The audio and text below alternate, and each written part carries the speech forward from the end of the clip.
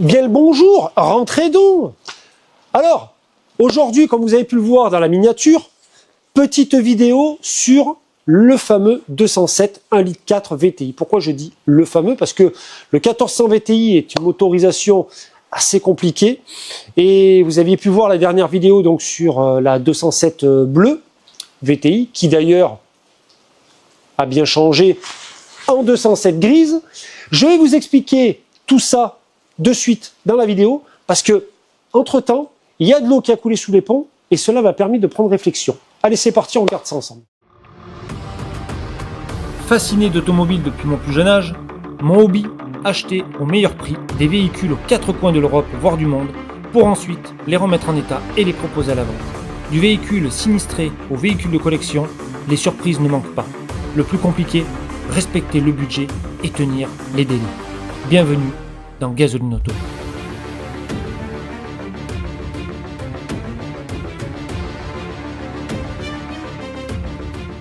Alors, petit changement de programme.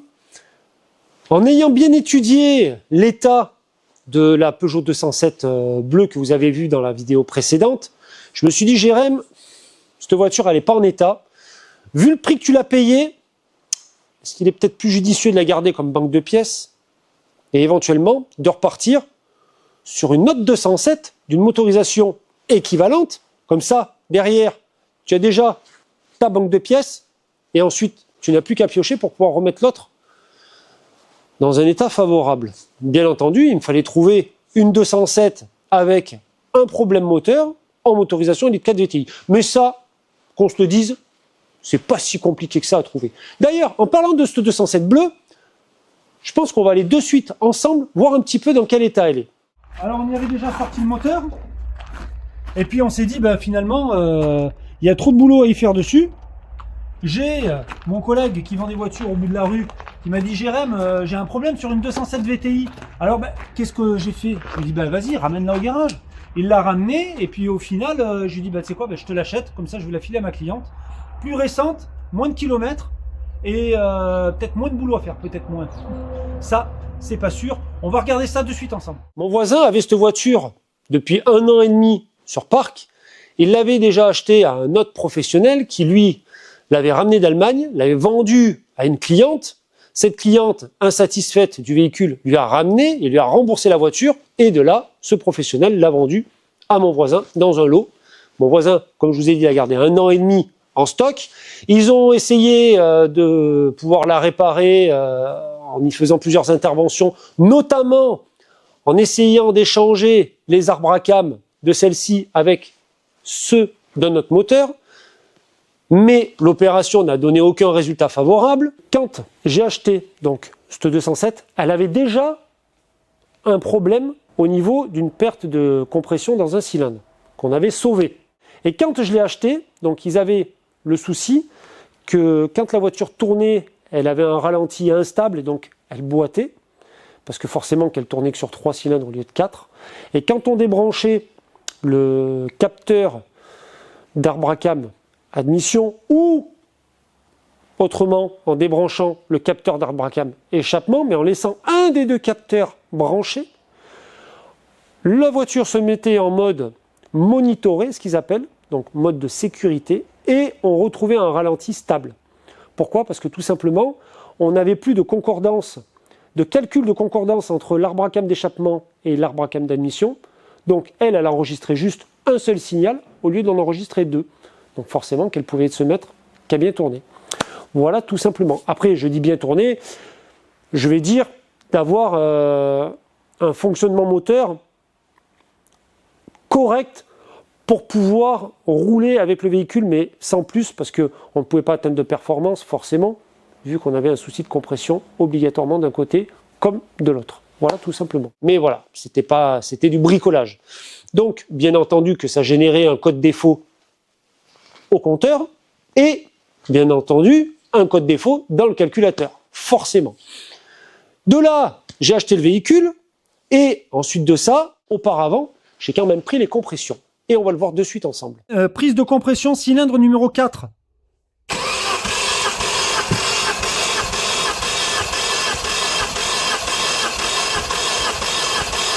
Ouais, c'est bon.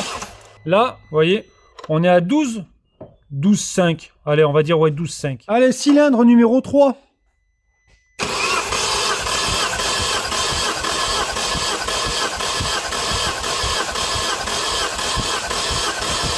Hop, c'est bon. C'est bon. Eh, celui-là, il a 13 bars. Allez, cylindre numéro 2.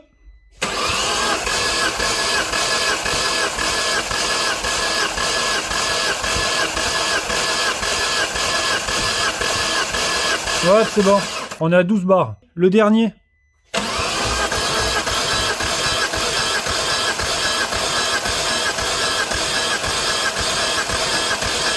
Ouais, c'est bon. On est à 8 bars 5 en moyenne. Après avoir fait le test de prise de compression, vous avez pu voir que le cylindre numéro 1 présentait un petit problème au niveau du taux de compression dans le cylindre. Donc, de ce fait, j'ai pris la décision de déposer le couvre-culasse. Et là, stupeur. Il y avait quelque chose qui nous chiffonnait un petit peu. C'est-à-dire qu'en fait, on avait du jeu dans cet arbre à cam là. On va aller voir le vieil arbre à cam et vous allez comprendre de suite. Vous voyez ici, déjà, on voit là comment il était martelé. Et puis pas que là, c'est de partout. C'est de partout qu'ils l'ont martelé. Et ils l'ont martelé aussi ici. Vous voyez? Voilà un peu. En fait, cet emplacement-là, c'est l'emplacement où on met la pige pour pouvoir caler le moteur pour faire le remplacement de la chaîne de distribution. Donc forcément que ça provoque un petit problème. Et en plus de ça, le jeu qu'il y avait, ne favorisant pas le bon fonctionnement de la rotation de l'arbre à cam, on avait, je pense fortement, d'après ce qu'on a pu en conclure, un décalage du coup entre la poulie d'arbre à cam et la poulie d'admission. À cause de ça. Par contre, on a de nouveau un souci sur le cylindre donc numéro 1. Du coup, le problème persiste, bien évidemment. Voilà, donc quelques mois plus tard, on a décidé avec mon collègue Monsieur J, qui est caméraman aussi, de ressortir la 207 et d'en finir de cette 207. Parce que tout simplement, je vais vous montrer, c'est mieux, vous allez vite comprendre. Vous voyez, il boite toujours. Et en plus de ça, maintenant on n'est plus sur le cylindre côté distribution, on est sur le cylindre le plus éloigné et celui le plus près de la boîte de vitesse, qui soit défectueux. Regardez. Donc, moi je vous propose une chose, c'est que tout simplement, qu'est-ce qu'on va faire?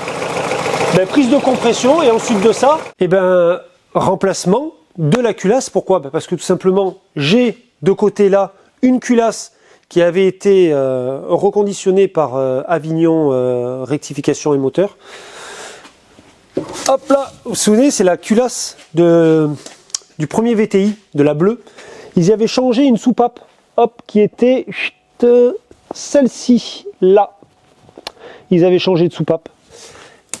Et du coup, vu que j'avais commandé arbre à cam neuf, donc soupape neuve, j'avais commandé tout ce qui était les poussoirs hydrauliques, les ressorts de soupape, voilà, elle a été refaite vraiment complètement à neuf.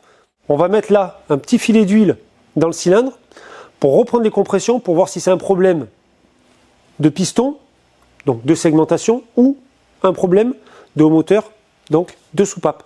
Pourquoi on met un filet d'huile? Parce que tout simplement, en fait, le filet d'huile va éphémèrement, je dis bien c'est éphémère, compenser la défectuosité de la segmentation, si jamais il y a un souci de segmentation. C'est pour ça que on fait ce test-là. Et voilà ce qu'on voyait donc dans le cylindre quand on a mis la caméra.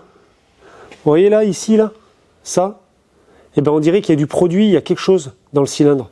Genre de l'huile ou de l'essence, ou il y a quelque chose qui... Il y a quelque chose qui n'est pas bien cohérent et compatible avec la fonction parfaite de ce moteur, je peux dire. Allez, moi, je vais te dire une chose, mon bon monsieur J, c'est que tu n'as même pas besoin de mettre un filet d'huile là. À mon avis, là, on a la réponse. Culasse déposée. Voilà un petit peu ce que ça donne. Cependant, alors la culasse là, quand on regarde bien, ici, hop, avec un petit peu de lumière, on voit que ce siège-là,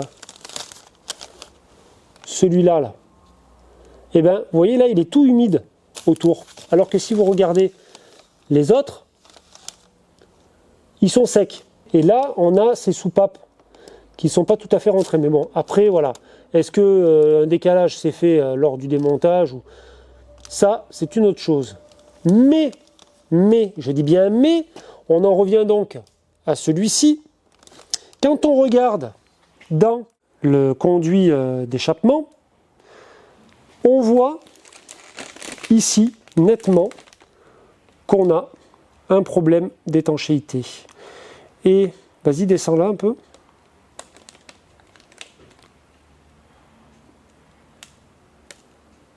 Voilà, là ici, on voit la soupape et on voit clairement que là, ben, il y a un petit problème. Vous voyez ou pas là? Ça brille. Donc si ça brille, ça veut dire qu'il n'y a plus d'étanchéité et que ben, l'huile et tout ce qui s'ensuit derrière ben, passe par ce conduit de la soupape. Donc forcément, perte d'étanchéité dans le cylindre et perte de compression. Donc le problème ne venant pas par conclusion du bas moteur, donc piston, segmentation ou éventuellement ovalisation des cylindres ou défectuosité, donc érosion dans les cylindres, forcément que le problème vient de quoi? Ben oui, comme je vous l'ai dit précédemment, il vient de ce souci de soupape. On va dire même plutôt des joints de queue de soupape. Par contre, tu vois, regarde-moi, il y a un truc là qui m'intrigue. C'est ça. Hein, on dirait que en fait, cette culasse, elle a déjà été déposée et qu'elle a déjà été remplacée. En y regardant un petit peu mieux, voilà, à la caméra, le problème viendrait, ben oui, là où vous voyez le ressort, il y a des joints, il y a un siège de soupape aussi, et forcément, le souci viendrait de ici pour l'étanchéité. Il faut savoir aussi une chose, c'est que ben, le mécano qui a fait la mécanique auparavant, donc attention, pas de confusion, ce n'est pas Kevin, je le dis bien, Kevin, lui, a essayé de sauver les meubles. Il y a eu quelqu'un avant Kevin qui a gratté à cette culasse. Ce quelqu'un, je ne dirais pas qui c'est, et qui a fait du travail d'enfoiré. Parce qu'il a pris les arbres à cam à la pincetto, le vilain. Et voilà un peu ce que ça donne. Donc avec Kevin, on avait vu ça déjà auparavant. Et Kevin m'avait fait la réflexion, m'avait dit ouais franchement le mec qui a fait ça honnêtement c'est pas un super professionnel et on en était bien d'accord que c'était pas un super professionnel. Alors donc l'aventure continue, l'aventure 207 VTI. Donc là notre ami Mr G a déjà remplacé donc tous les linguets. Ah ben oui parce que Jérém il avait fait une commande extraordinaire de pièces chez son fournisseur en Pologne. Donc du coup on en profite, on remet une culasse à neuf avec, vous pouvez le voir ici là, petit arbre à cam là, tout neuf de chez tout neuf l'arbre à cam. Donc là maintenant petit dépiétage de l'ancienne culasse. Donc Monsieur J est en train d'enlever, voilà, hop là. Et pourquoi tu veux prendre celle-là du coup? Parce que celle-là elle te plaise en fait, elle te semble bien belle. Oui. Et oui, en effet. On va essayer de deux culasses d'en faire une. Et du coup, la question va être, qu'est-ce qu'on va faire de cette vieille culasse? Moi, j'ai ma petite idée. Tu vas descendre? Eh oui, je vais l'amener là-bas à Avignon. Je vais la faire contrôler, surfacer et tout le soin de soin. L'arbre à cam primaire, hop, qui est là. Celui-là, là, lui. Lui, il est en bon état, d'accord? Après, les autres, ils sont pas des plus florissants, donc ceux-là, ils vont dégager. Hein, et je vais recommander de nouveau chez mon fournisseur 2 arbres à cam, et je vais remettre une culasse à neuf. Et ensuite de ça, que va-t-il se passer, Monsieur J? Eh bien, Jérém, il va racheter un autre VTI. Eh oui. Avec un problème de culasse. Avec un problème de culasse. Comme ça, on gagnera un peu de temps. La voiture va rentrer en atelier le matin et le soir, voire le lendemain matin, elle ressortira. Donc on gagne une semaine de délai en ayant du stock en culasse. Mais non, la culasse ne sera pas à vendre. C'est la première bêtise que j'avais fait. Et j'avais vendu celle-ci à un ami qui fait de la pièce auto, de la pièce détachée automobile. Et je l'ai rappelé, je lui ai dit ouais, s'il te plaît, il faudrait que tu me revendes la culasse que je t'ai vendue. Donc il s'est mis à rire. Il m'a dit bah, viens la chercher. Et il m'a dit bah, je te la fais au même prix que tu me l'as fait. Donc voilà, et oui, c'est ça. C'est ça quand on travaille entre professionnels, vous voyez, on ne fait pas de marge l'un sur l'autre. C'est le jeu. Et donc là, ouh, mais qu'est-ce que je vois là? Oh, une vieille pompe à vide ici et une pompe à vide là toute neuve. Ben alors, dites-moi, hein, monsieur J, ça va pas rigoler là. Hein. Hop, hop, hop, hop, hop. Là, on part vraiment sur du 100% reconditionné. Hein. Il faudra quand même récupérer les déphaseurs là. Parce que ils sont neufs. Ah, pardi, Jérém les avait changés. D'ailleurs, j'en avais galéré pour changer l'autre là, celui qui est contre le tablier, mais laisse tomber. Hein. Ah ouais, putain, il n'y a pas de passage, il n'y a rien. C'est compliqué, bien sûr. Là, hop. Regardez ça un peu là. Oh, des vis de culasse, là, toutes neuves.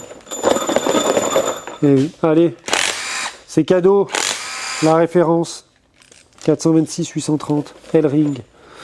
Ça, je sais même plus combien je l'ai payé, mais 3 francs 6 sous là-bas, au fin fond de la Pologne, chez mon fournisseur. T'as vu, regarde là, on a un guide de jauge qui est quand même pas vilain. Je pensais éventuellement le sabler et puis le faire au Raptor. Non, je rigole. C'était une blague. Donc ouais, pour la petite anecdote, je dis bien, je me souviens maintenant que la personne qui m'a vendu cette voiture m'a dit qu'ils avaient remplacé la culasse. Donc, cette culasse-là provient d'un autre moteur. Et que je vous dise pas de bêtises, c'était un moteur de Mini. Si mes souvenirs sont bons. C'est les mêmes. Franchement, c'est exactement les mêmes. Et il m'avait dit, ouais, on a changé le moteur, on a changé les arbres à cam, on a fait je sais plus quoi d'autre. Et c'est toujours pareil. Donc, non, mais je vois, non mais t'es sérieux, ils avaient même pas changé le jaune culasse? Mais arrête. Oh, tu cannes pas, sérieux? Ils ont remonté avec le vieux joint de culasse.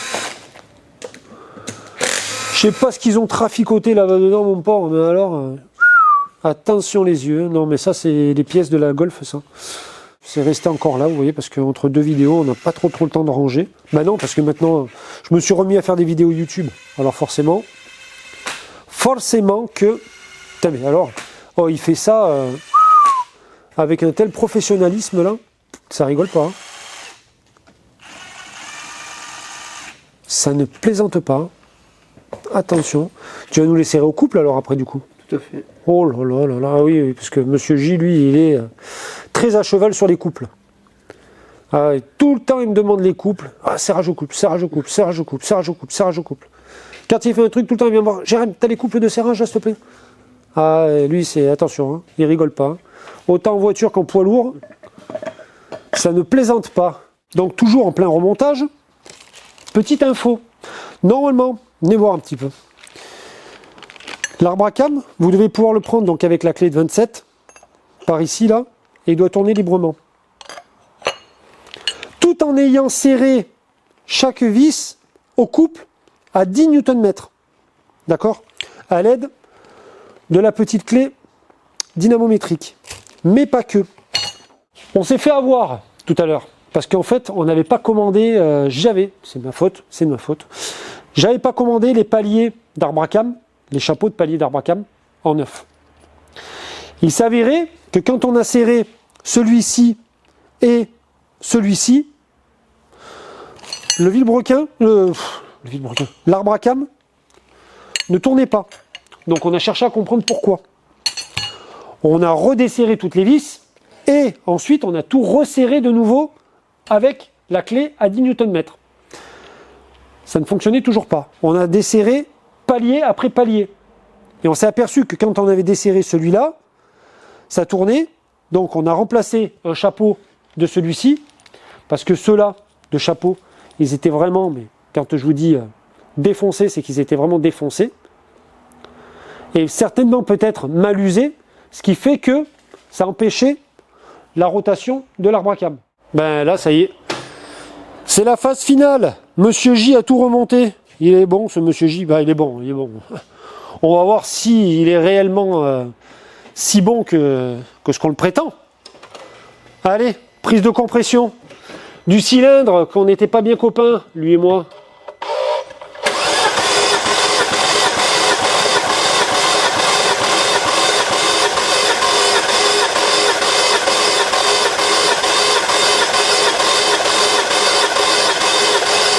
Ouais, 12-20. On est à 12-20. Allez, le fameux cylindre numéro 2. Envoie la sauce.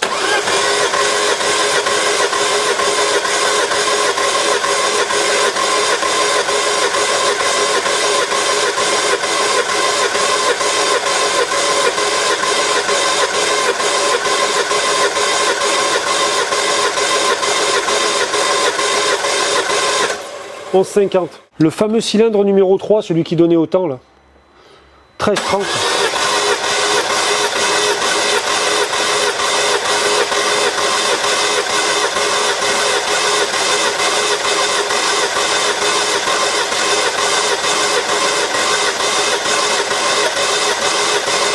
« 11,80.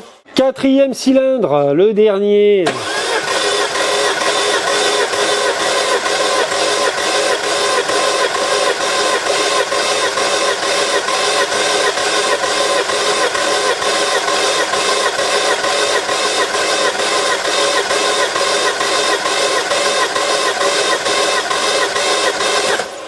12,25 ». Et maintenant, serrage des bougies au couple. Eh oui, 23 Nm plus ou moins 2. Donc du coup, on a mis à 22. Voilà. Pour ne pas dire 23 et pour ne pas dire 21. On s'est dit, ça sera 22. Putain, même le serrage des bougies au couple. T'imagines un peu ce professionnalisme, monsieur J? À la pointe de la technologie, là. À savoir que sur les boîtes des bougies, vous voyez, il vous le donne, le couple. Ici. Donc ça, c'est pas la bougie, c'est pas une boîte de bougies pour celle-ci, hein. Mais vous voyez, 28 Nm, hop, avec un serrage angulaire à 90. Ça, c'était des bougies de, si je dis pas de bêtises, je crois de PureTech. Il me semble, je sais plus exactement, il y a la référence là-bas. Si ça vous intéresse de chercher par curiosité, voilà. Vous voyez, c'est pas moi qui le dis, hein, c'est Bosch. Hein. 90, 28 Nm. Mais en l'occurrence, pour celle-ci, ce sera donc 23 Nm. Donc là, sur le Captronic, on voit bien que c'est une Peugeot 207. Et quand on fait défiler ici, tac, bougie d'allumage, là, 23 plus ou moins 2 Nm. Allez, donc, premier démarrage, juste après avoir fait lecture et effacement des codes défauts. Bien évidemment, il a fallu nettoyer avant le premier démarrage. Alors,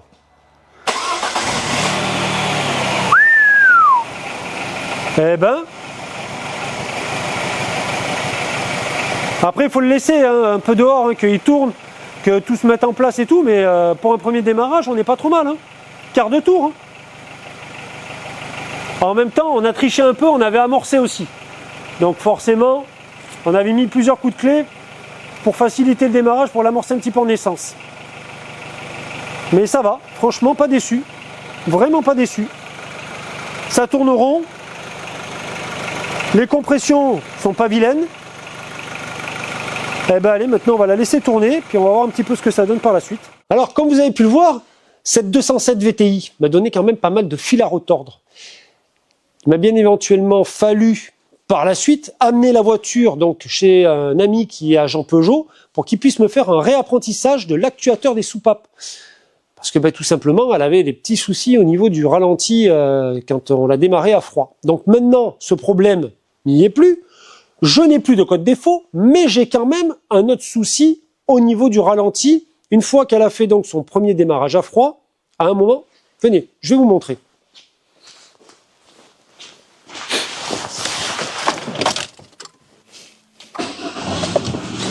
Donc là, vous voyez, elle tourne super bien. Et après, au bout d'un moment, elle va commencer à être instable. Là, elle se stabilise.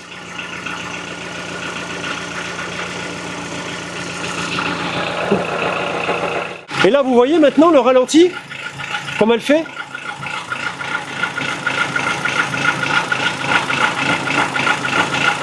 Cependant, lorsque je suis donc allé essayer le véhicule et même sur le trajet, quand j'ai ramené la voiture de chez mon ami qui est agent Peugeot, je me suis aperçu qu'il y avait un bourdonnement, un sifflement par ici, là, à l'avant gauche, surtout à l'accélération.